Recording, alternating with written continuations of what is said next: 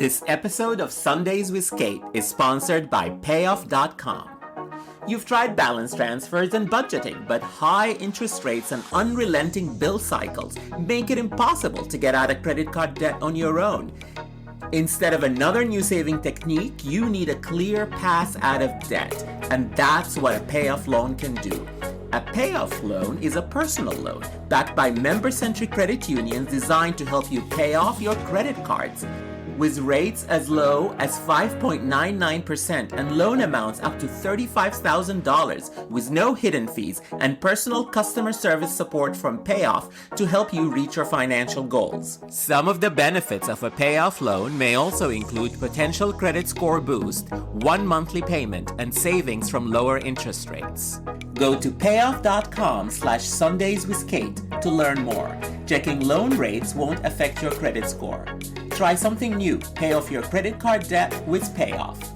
NMLSID number 1396805. Not all applicants may qualify. Loans only available within the United States. Loan is not available in all states. Payoff works with lending partners who originate the loans. Additional terms, conditions, and eligibility requirements may apply. More information is available at payoff.com/sundayswithkate. What do you do on Sundays? We talk about Cate Blanchett, the acting, the costumes, the awards, but mostly the Blanchett of it all. Oh, I'm not acting. You think this is a love affair? I saw you, Erica. Meeting in the middle. This is Sundays with Cate, and I'm your host, Murtada Elfadl. Welcome to Sundays with Cate, the podcast series about the films of Cate Blanchett. I'm Murtada Elfadl, your host. Every week, we choose a Cate Blanchett film and discuss it with a guest. Between 2008 and 2013, Cate Blanchett was running the Sydney Theatre Company and made only 3 movies. We've discussed one of them a couple of weeks ago, Hannah, and this week we're discussing the other one. I don't think we'll ever get to the third because that's The Hobbit and she's hardly in it. But today we're here to discuss Robin Hood, which is another telling of Robin Hood. This time, Robin Hood is played by Russell Crowe. Cate is Maid Marian, although that's not what she's called, and we'll talk about that. And it's directed by Ridley Scott. And my guest for this conversation is Teo Bugbee. Teo, welcome back. Hello. It's exciting to be back. It's been many, many moons since our last Sunday with Cate. Yes, you were my very first guest when we discussed Elizabeth in the first episode of the podcast. It's true. I was thinking about how you keep bringing me out for these historical pieces. I'm excited for whenever Cate takes on, the Renaissance next. Yes. She is threatening to do a third Elizabeth, but we'll see. What? Is it like the death of Elizabeth? Actually, would watch. Yes, I think it's about Elizabeth dying, being very old and dying, yes. Interesting. But we'll see if that ever happens. But you kind of suggested this podcast. You were the one who brought up Robin Hood because Robin Hood actually, for me, wasn't in the movies that I had planned to talk about, but you brought it up. The thing about this movie is that I saw it years ago, and I want there to be a payoff to me having sat through this movie. I wanted to be delivered my purpose. What was the point of me having seen this movie? And it turns out years later, the point is to talk about it with you. Yes, and I am the lucky guy for that. So Robin Hood was released in 2010. It debuted as the opening movie at the Cannes Film Festival that year. And like we said, Russell Crowe, Ridley Scott, but also this is a stacked cast. Max von Sydow, William Hurt, Lea Seydoux, Oscar Isaac, Eileen Adkins. You just texted me that the Sheriff of Nottingham is played by Matthew McFadden from Succession. I know who we love. Yes. Tom Wamsgans, is that his name? Wamsgans. So Cate plays Marion Loxley, and this is a very sort of take. Usually it's the character is called Maid Marian because she's a maid. But here she's not. She's a married woman who becomes a widow. She is definitely not a damsel in distress. She fights. She even leads an army. She wears armor, even though in the end Robin Hood kind of does save her. So all of this kind of amounts to nothing. But she literally gets off a boat and gets shot in like the first 1 second of battle. It's completely pointless. The dynamic here with like, it's such a hilariously, even though this movie isn't that old, it's only like 10 years old. It's such a hilariously dated specifically to the feminism of like 2010. yes. You know, of like, she can't be a princess. She must fight her own battles. But she also has maybe like a grand total in an 18-hour movie of like 10 minutes of screen time. Like she's the most sidelined Maid Marian. I mean, I have a theory about why Cate took these 3 movies while she was running the Sydney Theatre Company. Well, it was scheduled. Basically, she was a busy woman with a full-time job running a theatre company in Australia where none of these movies were filmed. So she probably took the movies that were kind of high profile. This is a high profile movie. It's a big budget studio film, was a big movie star at the time, was a big director. And she is not in a lot of it. So it made sense. She probably shot her part in 3 weeks. Yeah. Do you know where this was filmed? It was shot in Hungary and Croatia. So oh, interesting. It's cheaper there. Cheaper, but this movie still cost a lot of money. Yeah. It's interesting. I was like looking up when I was preparing to come on this podcast, I was looking up the kind of production history on this movie. And this is like one of the films that was impacted by the writer's strike in 2008. So when they were filming, I think production had to be suspended because everyone was on strike at that point, and there was no production happening, which is kind of just an interesting footnote. Like I think one of the things that I remember from that period was like both the stress of like all of these productions not being able to continue, but then also the like sort of false panic that all of the movies that were coming out afterwards would be really bad because there had been no writers on them. But in this movie, that may be the case. Maybe did need a rewrite. To what you were talking about was the writer's strike. This movie does have a lot of writers, and it had a long sort of gestation period where the script actually started as something called Nottingham, where the sheriff of Nottingham was the main character. And then there was an iteration where Russell Crowe was supposed to play both Nottingham and Robin Hood, but then it became this version where Nottingham is not even that much of a character. He's Wamscance. He's our friend. Yeah, but he's not really in the movie at all. I said he gets a smoochy smooch with Cate Blanchett. He does get a smoochy smooch with Cate Blanchett. He's also very rapey. He's like... extremely rapey. Threatening her with rape every time he appears on screen. Not a very... And this was 5 years after he played the romantic lead in Pride and Prejudice. So that is a strange career trajectory. Absolutely. He had the misfortune, I think, of being judged against the Colin Firth Mr. Darcy when he was Mr. Darcy in Pride and Prejudice, and then was punished for it for a good 10 years, only to emerge victorious now with Succession. I mean, Matthew McFadyen, maybe he needs his own podcast. Yes. I'm sure it will be very interesting because, as I discovered with this movie, I won't know what movies will be. Like, when I set up to make this podcast, I knew the movies I'm going to talk about. But if we do one on him, we don't know. Could be anything. So the first thing about Robin Hood is that Robin Hood is a story that we all know. There's so many movies about Robin Hood. They literally make a movie every 2 or 3 years that's called Robin Hood. Like, if you go and search Robin Hood movie, there are so many answers to that search. So, Teo, you have a favorite, right? I do. I remember when this film came out, I remember being relatively incensed because I don't think that there needs to be any other Robin Hood, not just because it's so ubiquitous, but because the 1938 Errol Flynn, Michael Curtiz Robin Hood is definitively the best version of the story in such a manner that there's no point putting any other version of Robin Hood on film or on television. The visual medium of Robin Hood was wrapped up in a bow. It's done. It's completed. There's nothing to improve. That is a perfect movie. It is a great movie, and I love that movie too. And I haven't seen it in a long, long time, so maybe I need to rewatch that. It's the first movie I ever saw, actually, in my life. Wow.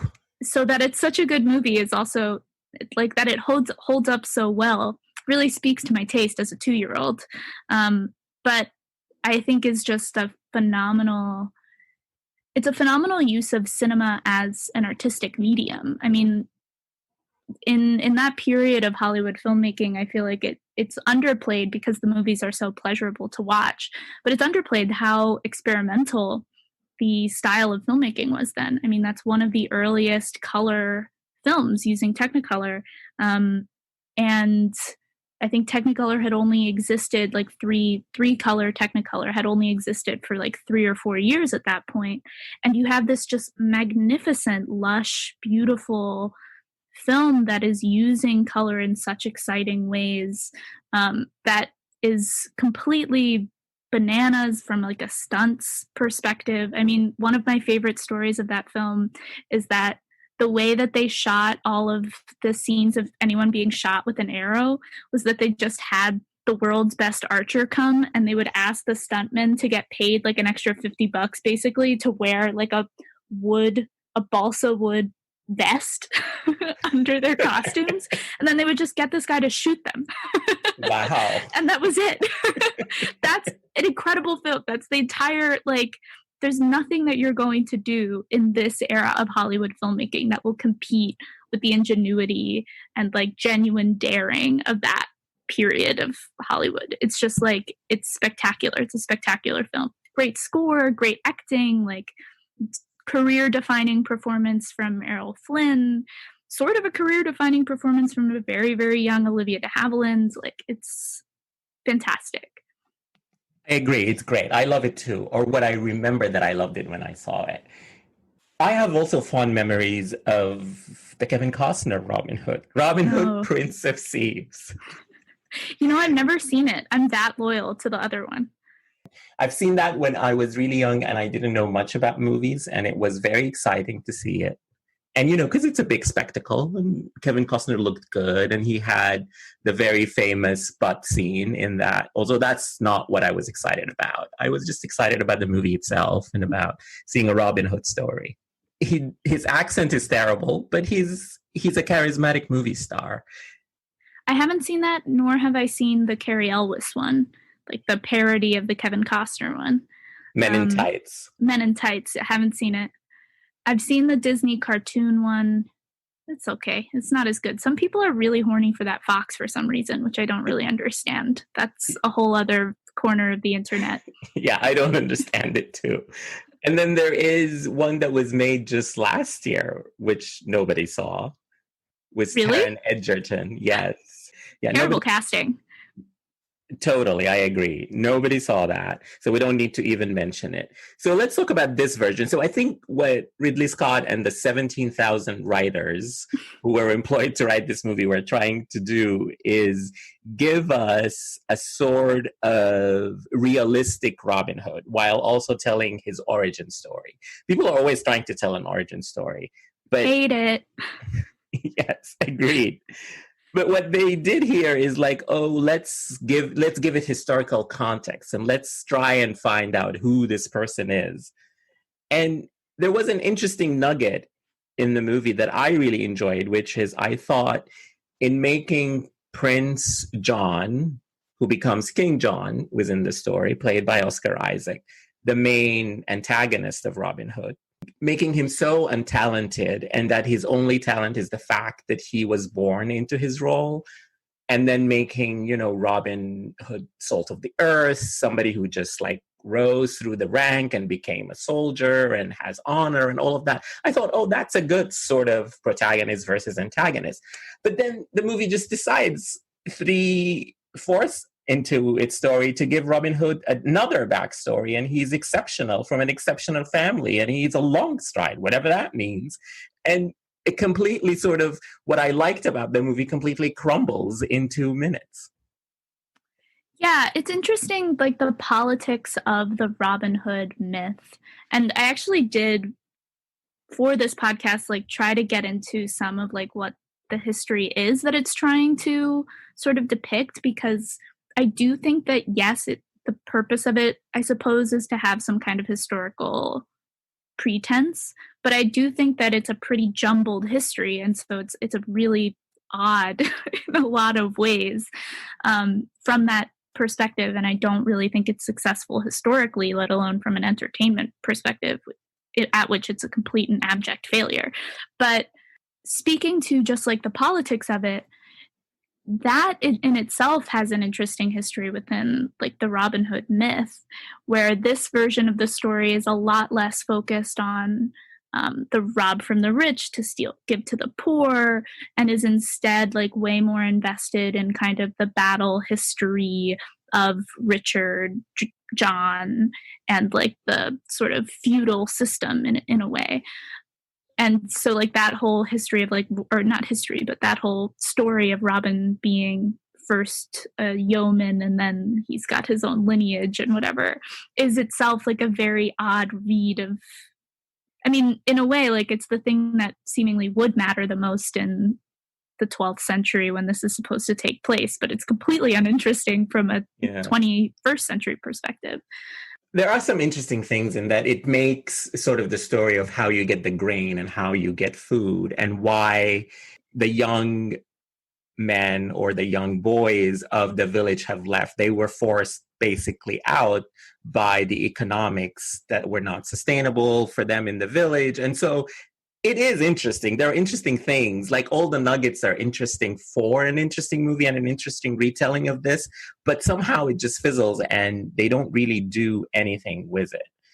I think that that's partly the question of like too many cooks in the kitchen from a writing perspective. Like this movie really falls apart narratively, where there's not any cohesive story that's pushing forward any of this, like these nuggets about like what it was like in the time. And so there's no reason to care.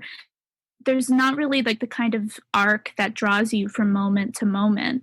And so you're just sort of left to wander from like ugly marketplace with dirty men to ugly forest with drowning sheep to ugly battlefields with with bleeding soldiers.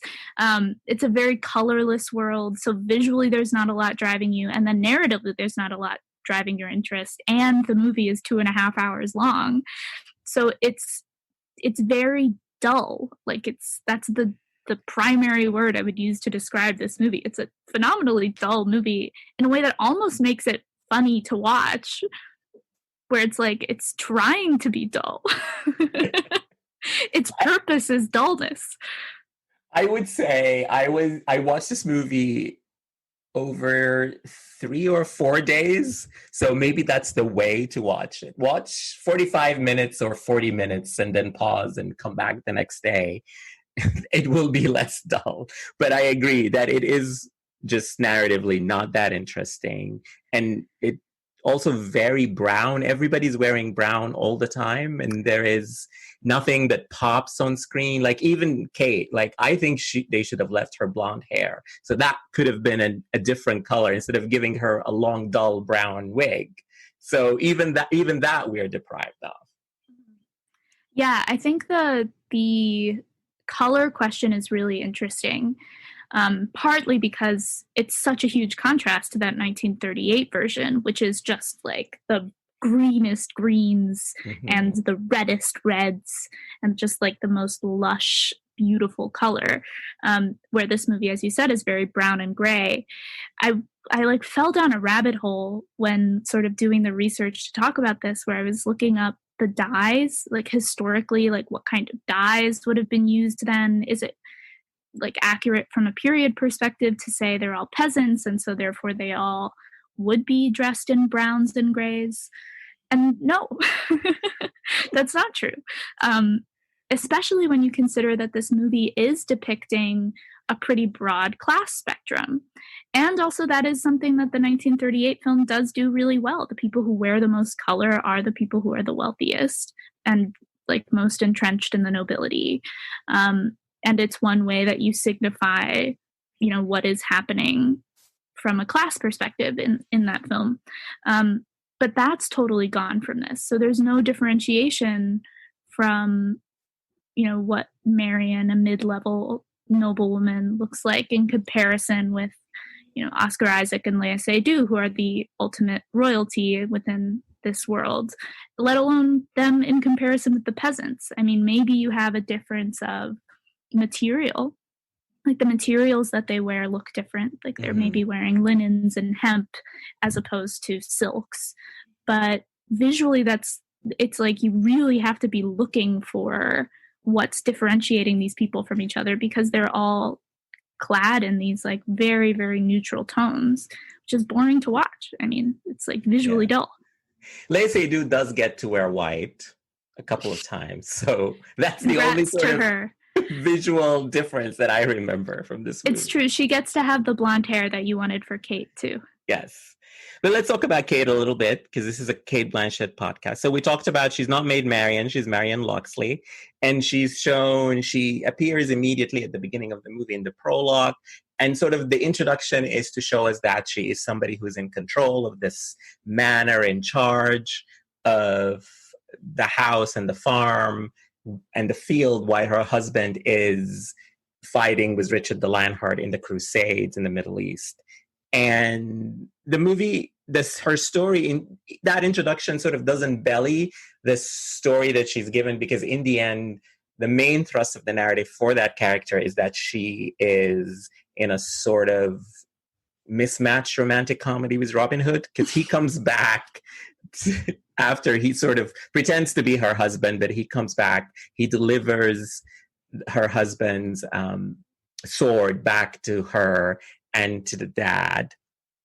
And then what happens is that for taxes, her father-in-law is like, well, he has to keep pretending that he's your husband. So there is like a 15-minute sort of romantic comedy in the middle where they have to pretend that, you know, they kind of don't like each other, but then they like each other. And it would have been fun as a short, but the thing is, as it's sort of spread out during the movie, it sort of loses whatever potence it has. Totally. You go like full 40-minute chunks without seeing Cate, and then like all of a sudden are reminded that she's in the movie at all. Yeah. It seems we are to share my chamber. A ruse to convince the servants. Well, if the aim is deception, should you not be addressing me as my husband or my dear? Don't be ridiculous. Well, are you coming or not? Ask me nicely. Please, dear husband, will you share my chamber? I sleep with a dagger. If you so much as move to touch me, I will sever your manhood. You understand? Thanks for the warning. So, but she does have a very good scene. You know, her first meeting with Russell Crowe as Robin Hood, he comes in, he doesn't know who she is, and he sort of blunts to her that her husband died, not knowing that she's his wife. And then she has to walk from the barn into her house. And I think that walk is her best moment in this movie. And she shows us, like, you know, he is her husband, she lost him, but also there are so many conflicting things, because later on we find out that she didn't have that much of a relationship with him, because he married her and then he left immediately. And I think when you go back and look at that scene, you can see that she's trying to give us the story of that marriage in that moment. Girl. Girl? Either you're going blind or you're looking for charity. Are you the keeper of this house? In a manner of speaking, yes. I wish to see Sir Walter Loxley. And you are? Robin Longstride. Plain Robin Longstride? No, sir. No, ma'am. No, sir. Are you here about the tax? No. I'm here to bring you a sword. The son's dead. I'm Marion Loxley. Robert's wife. Milady, I owe you an apology. If I'd have known. Bad news is bad news, no matter how it comes. Indeed, I owe you thanks for taking the time to deliver it here yourself. Did you fight alongside my husband? Yes. Did he die well? In an ambush, Mum. He was the man chosen to bring home Richard's crown. And Definitely my favorite scene of Cate in this movie is when she gets buried in the mud while she's going for the sheep. she earned her salary for this movie. And that's the other sort of like romantic comedy, right? So she's in the mud, he's trying to come and get her. She thinks he's going to come and get her, but he takes out the sheep first, and then she's like, oh, now it's my turn. So it's like a funny thing, but it's just like, does it belong in this movie? I don't know. I can't move me legs. Oh, is it my turn now? It's an odd part. And I think you and I have sort of talked a little bit about why we wonder why she took this movie. And I do think that the thing that is most charming to me about this as a role for Cate has very little to do with her performance, which isn't bad, but she just has so little to do in the film. But it's more like the sort of Australian solidarity of making a movie with Russell Crowe and Ridley Scott and sort of doing whatever, just kind of being there. Being there, just being on set. Why not? Do you think she has chemistry with Russell Crowe? He is on record on the Graham Norton show that she is his best on-screen kiss of all his co-stars. It's interesting. I think she does. I was sort of surprised because I think I wasn't, from the first time I had watched this movie to now, I had really forgotten pretty much everything that happened in it. And so I couldn't really remember what I thought of their dynamic. But I think that they have like a nice, pretty relaxed, older people chemistry, which is not something that there are too many opportunities in films to watch, like a new romance between two adults, following. It's not like a first love. It's like, I don't know, maybe we can make this little thing work kind of vibe. And I quite like that. I also think Russell Crowe kind of interestingly seems to get along well with a lot of his female co-stars. Like, I think all the time about him getting that weird and quite charming but like odd call out during Nicole Kidman's Oscar speech. Yes. She loved him. They love him. They love him in Australia, those leading ladies. And the Oscar goes to, by a nose, Nicole Kidman. Oh, Russell Crowe said, don't cry if you get up there, and now I'm crying. Australians stick together. I do agree that Cate and Russell actually have very good chemistry. And I was really surprised by how comfortable they were in their scenes together. And it's just like there was they played off each other well. I think Cate is so powerful on screen that sometimes she overwhelms her male co-stars. And so this was somebody who just in stature and heft was able to stand up to her. And I sort of thought that it worked. Yeah, speaking of heft, he's got a great hefty stone butch sort of energy that meshes well with Cate's alien lesbian energy. Like she needs to have that kind of, there needs to be a little something going on with her, I think, leads. And he's really giving me Home Depot lesbian in this. A Home Depot lesbian who gets his own shirt off scene. And I enjoyed that scene. But when we talk about Russell Crowe, so a couple of things here about him. This was his last romantic lead role. He was 45 when he shot this film. He never played another romantic lead. He never was first billed in a big studio movie after Robin Hood. And also, this was his fifth and last collaboration with Ridley Scott. So Robin Hood is actually the end of an era of Russell Crowe. Basically, after this movie, He's not as major a star, and he doesn't work with his favorite director, Ridley Scott. And this was a troubleshoot, and I think they didn't get along. But also, that could be a reason why he never worked with him again. But a reason also could be that Ridley Scott just moved on to a younger man, and he did move on to Michael Fassbender, basically, who is as intense an actor as Russell Crowe. And sort of that's the person that he worked on a lot in the decade since. Interesting. With Russell Crowe, the energy that he gives off these days is very like retired early, yes. Which I mean, we can talk about the meta narratives of film stars.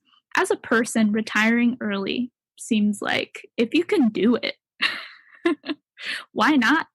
He's not an actor who is lacking for having done great work. Like, he really did, I think, in his rise as a film star, turn in a whole bunch of really admirable performances. Like, I love him in LA Confidential. And I just feel like he's sort of at a point in his career where he can do whatever he wants, including not work. I like this sort of Russell Crowe. He's very nice on Twitter and social media. He's really funny when he goes on the Graham Norton show. So I kind of like his phase of his career. He's not beating anybody with the back of a phone or whatever it is he was doing in the early 2000s when he was becoming a major star. I think from a Ridley Scott, this movie is interesting from a Ridley Scott career trajectory. You know, there were two sort of like things that came to mind for me with this. One, that it wasn't a particularly successful film, although it did make like well over, like 300 million internationally at the box office, which that's not nothing. It's a lot of money. It's a lot of money. It was just that the budget was so big that I don't know that it recouped everything that it cost, but that it was not like a huge hit yet. At the same time, I think you have the first seasons of Game of Thrones, which was obviously such a big success and very aesthetically similar, drawing on sort of similar period in history, at least visually, and has like a kind of similar aesthetic, and was so successful. And it's funny because this movie feels in so many ways like a total flop, even if it wasn't. And it's kind of interesting that it could have been something else. Yeah. But then from a Ridley Scott perspective, what I think about is Kingdom of Heaven, which is kind of an underrated film, in my opinion. And I think maybe because there's so many different versions of it that people haven't seen, whatever his like final choice was or final cut was. But he does like have a fascination, I think, with this period in history. And this movie is so unfocused that I don't totally understand what it is about this period of history that he is trying to explore. Whereas in Kingdom of Heaven, that feels much more clear. Mm-hmm. But yeah, I mean, I like Ridley Scott, and if I want to go back, definitely Selma and Louise is probably my favorite Ridley Scott movie. That's the one. I don't like his new movies. The Martian was okay, but I don't like any of the new Aliens. They don't hold to the Aliens of the 80s. I think my favorite Ridley Scott is probably Thelma and Louise, but I also do love Blade Runner. This cast is so stacked. So I'll say a name and you give me your favorite for that actor or actress. Love this. And then we can dig deeper into other members of the cast. So, William Hurt. Oh, Broadcast News. Broadcast News is great, but I love Body Heat. I know, Body Heat is also great. Max von Sydow. Oh, it's got to be one of the... It's like impossible to pick. Like, you have to say like the whole Bergman oeuvre, Yes, I agree on Bergman, but I actually like The Virgin Spring in particular. I really like him in that. And speaking of a shirtless scene, he has one in that too. So go watch that. I mean, Max von Sydow is a legend of cinema, and maybe he's one of the reasons why Cate wanted to do this movie, because a lot of her scenes are with him. And when looking at clips for the movie, I found a deleted scene between Marion and Walter Loxley, so Cate and Max. And it's a very poignant, beautiful scene where they talk about how they both miss Robin and that he might be dead. And it's a nice little moment for both of them. And I think that's probably one of the reasons why she wanted to do this movie, to be in a cinema frame with Max von Sydow. Why not? This a Christian burial? Ah. I'll tell on you as a pagan to Robert when he returns from his campaigns. Robert is dead, Marion. Who says so? He told me himself. In a dream? No, a visitation in my sleep. Well, you didn't tell me. I'm so sorry, Marion. I brought you here to know what I know. Your husband is not coming home. I also know what I know. That your son will ride out of Pepper Harrow once again and through the streets of Nottingham with me at his side. Eileen Adkins, who I love her in that, this is terrible to say because she has a huge career, but I love her in that cameo in The Hours where she's so shady to Meryl Streep and Ed Harris. With Eileen Adkins, I have to give a shout out to Gosford Park, which I think she's so wonderful in and was probably the first thing that I had seen her in. And so it's the thing that I associate her with the most. Love her in that movie. There's also a British miniseries called Cranford where she and Judi Dench play sisters who hate each other. And I love that for both of them. That's my kind of show. Oscar Isaac. I love Oscar Isaac. And I think we should talk about Oscar Isaac in this movie too. I mean, inside Llewyn Davis, he's so wonderful in that movie. Just Absolutely. Such a wonderful performance. Yeah, he's so wonderful. And I still remember watching Inside Llewyn Davis at the New York Film Festival and just completely falling in love with the movie, with the festival, and with Oscar Isaac all at the same time. So yes, I agree on that one. So what do you think of him playing King John? He is playing a very sort of young... John is known for having succeeded Richard the Lionheart. He was very young when he did that in his early 20s in history. And then he's known as being sort of like not a great king. And so this manifests itself in this story in that he's very selfish and he screams a lot. He doesn't listen to anyone and he just wants to collect taxes. It's a very flamboyant performance from Oscar Isaac. He's by far, I think, the most flamboyant performance in the film. Like, he's sort of out of tone with everyone else, where everyone else is like, we're in a movie with a lot of gray and brown, like, let's give a gray and brown performance. And Oscar Isaac is like taking cues from his like extremely manicured beard. Yes. And is like very fruity in this movie with there's like a lot of sauce. I would say it's kind of a saucy performance. It is a saucy performance, but I don't think it's an entirely successful performance. No, I agree. Yeah, to what you were saying, it's just like it doesn't feel like it belongs in this movie. When they show him in bed with Léa Seydoux, he sort of looks like he's an actor from 2010, 2009. Like when Russell Crowe takes his shirt off, this is somebody who could have been Robin Hood. Like his body is not gym conditioned, while Oscar Isaacs is. And that's not the performance, that's just the physicality of him. So it's fine. I should not minus points for that. But I just think the shoutiness and the sort of the flamboyance of it and the sort of like it's at 12 at all times is not great. Also, what I love is the first scene between him, Eileen Adkins, and Léa Seydoux, where they're introduced in bed. She's his mom, Eleanor of Aquitaine. She walks on him having sex with Isabella of France. And the movie snaps to life in that scene. All actors are... Completely agree. The only good scene in the movie, as far as I'm concerned. I think some of Kate's scenes are good, but this is a great scene. Yes, the movie snaps to life there. For sure. That movie, it's like the whole movie is waiting for a strumpet.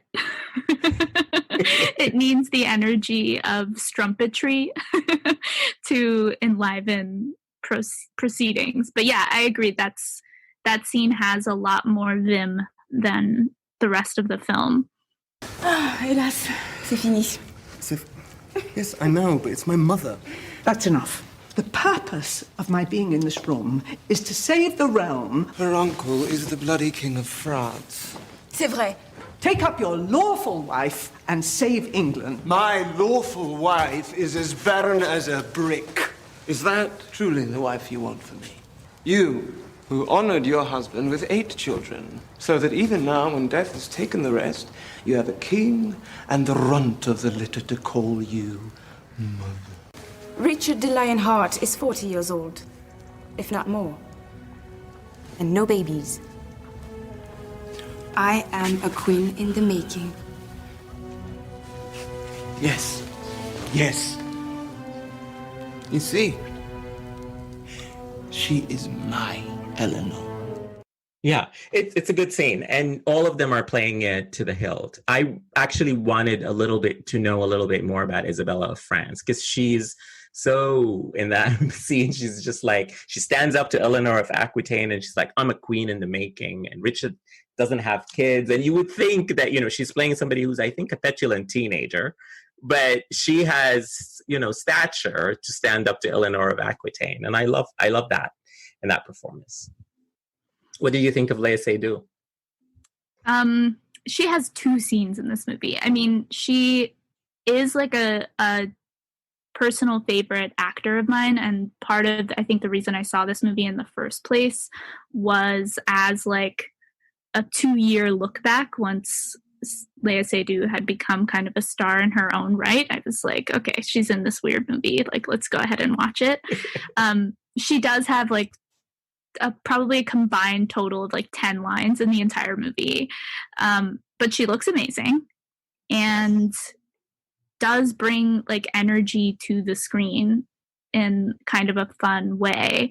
Somebody just like really committing to like, I'm hot and that's what I'm going to be on screen is appreciated. Like, that's more energy than most of the other actors in the film. Yeah, she does have a lot of energy in that scene.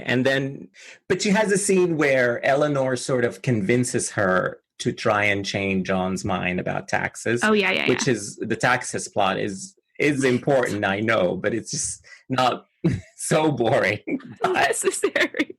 Cut it. Cut that. Cut it out. Yeah. So, Teo, I didn't ask you, what's your favorite Léa Seydoux performance? Favorite overall? I mean, controversial choice. I think this movie has had its own history in terms of how it has been received and criticized, and some with very good reason, and has its own weird history. But she is phenomenal in Blue is the Warmest Color. Agreed. Regardless of like what you think of the movie, like as a performance and as an actor, that is like a phenomenal masterly performance. And she's doing so much in that movie to, I think, draw out a performance from her co-star. She's like giving the movie so much visually, so much emotionally. Like, I just think it is like really wonderful. I really enjoy Léa Seydoux as a performer for maybe similar reasons that you do Kate, where I'm interested in her choices as an actor in a way that I think that she genuinely contributes something to the film in a way that many movie stars do, and it is like a uniquely movie star quality. But when I'm watching Léa Seydoux on screen, I do feel like there is a certain authorship to be discussed. And I find that like exciting and interesting when there is a performer who tries to do that kind of thing. And that is, of course, like a grand tradition in France. Like, she's one in a long lineage of great French actresses who I think approach the screen philosophically as like a place to create a persona and a vision of what it means to be a person. I agree on Léa Seydoux. I love her in Blue is the Warmest Color. And I remember the first time I saw that movie, I was just so shocked by her shock of blue hair, but not just visually, but like she somehow manifested somebody who would have blue hair, how they would look, how they would walk, how they would talk, how they would be and behave. And so I just think that is such a great performance.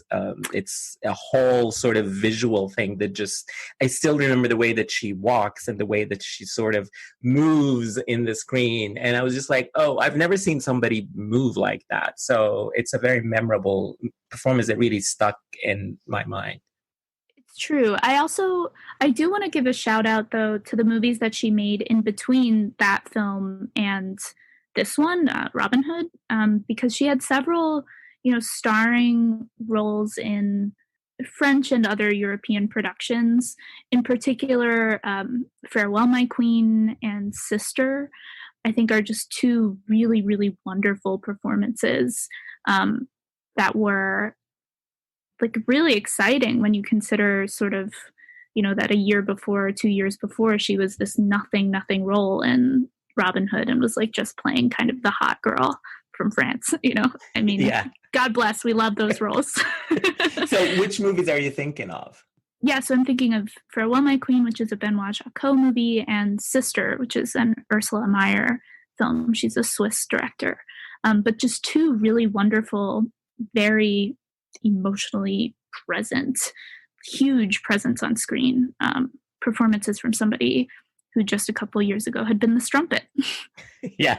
And I also like a movie from 2013, Grand Central, by Rebecca Zolotowski. And she is in that movie with Tahar Rahim, another favorite of mine. And they're both phenomenal in this story. Very hot. I mean, very hot, too. Yes. That is also the benefit of her scenes with Oscar Isaac, is that they're both very, very hot. Yes, they are. They look great together. And, maybe Oscar Isaac can play King John if King John, he's probably too old now to play King John because King John is known as the young king. But I would like to see him in another historical, not necessarily history from, British history, but in a historical context, because I think he does a lot of not modern necessarily, but 20th century and 21st century movies. And I would like to see him act in a historical context. It's interesting. Yeah, I could see it. He's the right height. We love a short king. We do love a short king. So this is a Cate Blanchett podcast, and we should talk a little more about Cate. And if you've been listening to us so far and you've noticed we talked about other things and not a lot about Cate, that I think it's indicative of this role. She is good in the role. She has a few scenes. We talked about her chemistry with Russell Crowe. That's the best thing that's going for her in this movie. They have very good chemistry, but it is kind of not a big role and kind of not that interesting a role. And it is interesting to me why she took it. And the only reason is I think it was just scheduling allowed her to take it while she was busy running the Sydney Theatre Company, because I can't fathom another reason for her to take this role. And this movie went through so many versions, and at one point Sienna Miller was going to play this part, and because of scheduling, because it was delayed, she had to drop out and she was replaced by Cate Blanchett. So you're like, huh? That's kind of a disconnect here. Like, I would never think of them in both stature at the time and stature now, in both sort of the roles they play, that they would be up for the same role. And I don't want to be mean to Sienna Miller. She has proven herself to be a good actress and has played good roles, but also she just is not top of mind as Cate is for directors or for roles. And I'm surprised that they would be up for the same role. Sienna Miller is top of mind for directors for this kind of role, though. How many times has she played wife on the home front? Totally. Yes. Yeah. So she is arguably the number one actress for wife on the home front roles. Yes. So you pinpoint exactly my issue is this role. It's a Sienna Miller role that's played by Cate Blanchett, so it's not that interesting. Which I think gives credence to my theory, which is that she wanted an Australian hang. She was living in Australia at the time. Cate was looking to recreate on a film set what she already had in Australia. Yeah. She's like 3 weeks in Croatia. I'm going to do this movie with Russell. It's going to be fun. I will get to wear armor and a brown wig, and maybe the movie will be a hit. And they'll show me a sheep. Yeah. I'll pretend to be a farmer for 5 minutes. And Ridley Scott is an admirer of Cate, as is almost every big Hollywood director. And he had wanted her to play Clarice Starling in Hannibal a decade before this movie came out. And she turned that part down, which was played by Julianne Moore. That would have been another movie, another not good Ridley Scott movie. But I think he kept asking her to be in his movies. She did this one, and then he asked her again to be in The Martian.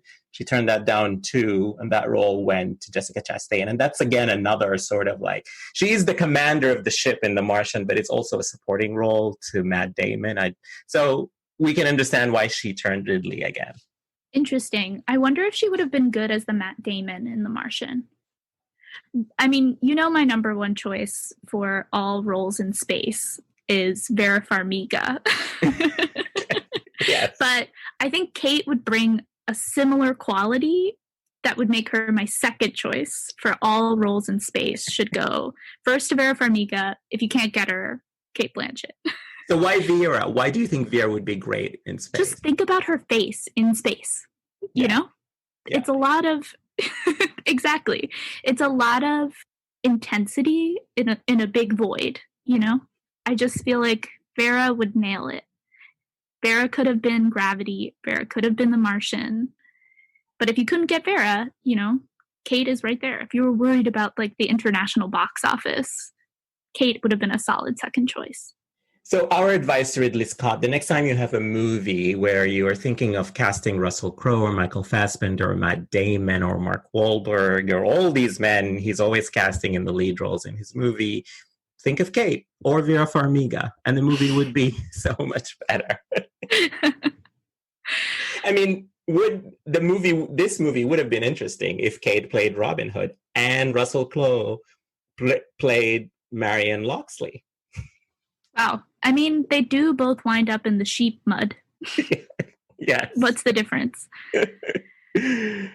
So before we go, what have you been watching in quarantine, Teo? There are two things that I've been watching in quarantine. One of which you have not watched, which is the anime series Naruto, and I'm loving it. And there's 14,000 episodes of it, so I'll never run out, which is delightful. The second thing I've been watching in quarantine, I believe, Murtada, you have also watched, and maybe we could talk about it, but is the Hulu series Normal People, and I loved it. Yes, I love Normal People too. And we have spent so many days, because we were not watching at the same time. As with streaming, people's schedules of watching things are different. So you were ahead of me, and then I was catching up, and we were talking about it. Normal People was my watch of the last month for sure. It's beautifully modulated. Everything about it is, I can't imagine the intensity of feelings. I mean, this is a show that's just about two people falling in and out of a relationship, but every single episode has these volcanic emotions, and the acting, especially from Paul Mescal, is just astonishing. Agreed. And it's interesting, when we were watching it, we were trying to think of somebody to compare Paul Mescal to. And I don't think he ever came up, but maybe a good person to think of in counterpart to him is young Russell Crowe. Both like in terms of the physicality, but then also sort of the navigation of emotional space where he's so vulnerable and at the same time so masculine and manly, and sort of like that the masculinity is itself coming from the vulnerability, that those two are so interlinked, and the difficulty of communicating while having to kind of get out all of these intense feelings strikes me as something that Russell Crowe would have done very, very well as a young man. Yeah, and I could totally see Paul Mescal doing something like LA Confidential, which is also about a brute, but a vulnerable brute. Although he's not really a brute in Normal People, but he could play a vulnerable brute because the intensity is there, both physically and emotionally. Mm-hmm. And also, let's not forget, short. He is short, yes. tell us what you've been watching and if you are into Normal People and Paul Mescal as much as we like that performance. Teo, thank you so much for coming back to talk to me on the podcast. And before we go, let our listeners know where they can find you and your work. Thank you so much for having me. Always a pleasure to talk to you. And you'll have to let me know when we hit the next period of Cate's historical dramas. You can find me at TMI Bugbee on Twitter, or organizing unions with the Writers Guild. So thanks so much, everybody.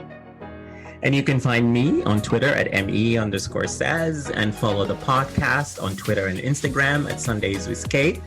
All previous episodes of the podcast are available at sundayswithkate.com or wherever you listen to podcasts. And until next time, thank you for listening.